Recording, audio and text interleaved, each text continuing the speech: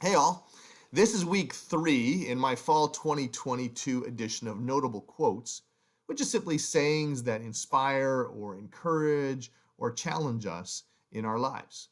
And the quote that I wanted to share with you today is one that I heard in the last year. I was at a leadership conference, and it's a pastor named A.R. Bernard who pastors in New York City. And he was talking about leadership, but I believe this extends far beyond leadership, this quote. And it's simply this: if we continue what we should change, we lose our impact. If we change what we should continue, we lose our identity. It's a bit of a tongue twister, so let me say it again. If we continue what we should change, we lose our impact. But if we change what we should continue, we lose our identity. Now, there's two pieces to this, so let me look at each one in turn. First part, he says, what happens is if we continue what we should change, we lose our impact. This is true whether it's personally, organizationally, as a church, in God's kingdom, in your family.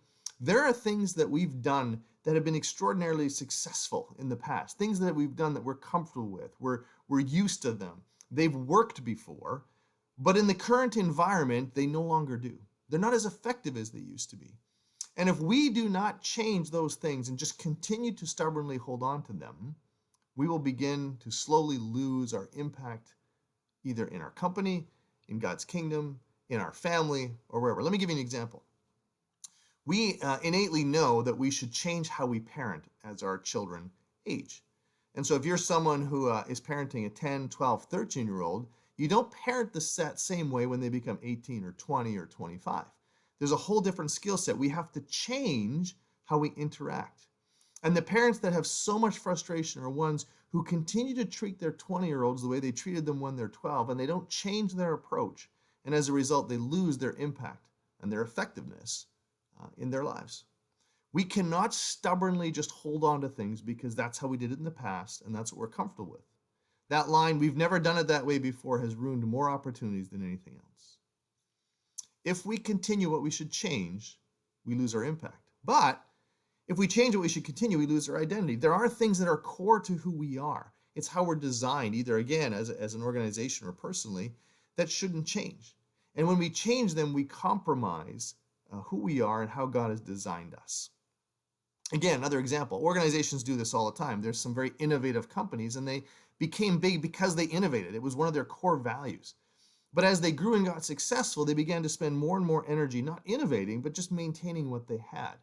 And they would hire that way, and over time, the company began to lose its edge, and a lot of them faded into insignificance. Churches do this all the time. They start out with a focus on reaching other people who don't know Jesus, and they put all their energy there. But then as they grow, they spend more and more time on programs and just focusing their attention internally. And what should have never changed, who they were and what their core DNA was, shifts, and they lose their whole identity on who they are. If we continue what we should change, we lose our impact. And if we change what we should continue, we lose our identity. And of course, the difficulty is knowing which is which. It takes wisdom, it takes consideration, it takes thought, it takes discussion, and most of all, it takes fearlessness. So my challenge to you today is to consider, are there things that you've been doing for a long time that need to change? Things that God has been touching your heart or that have been making you uncomfortable, that you're a little bit fearful of changing or uncomfortable with it, that maybe you should consider.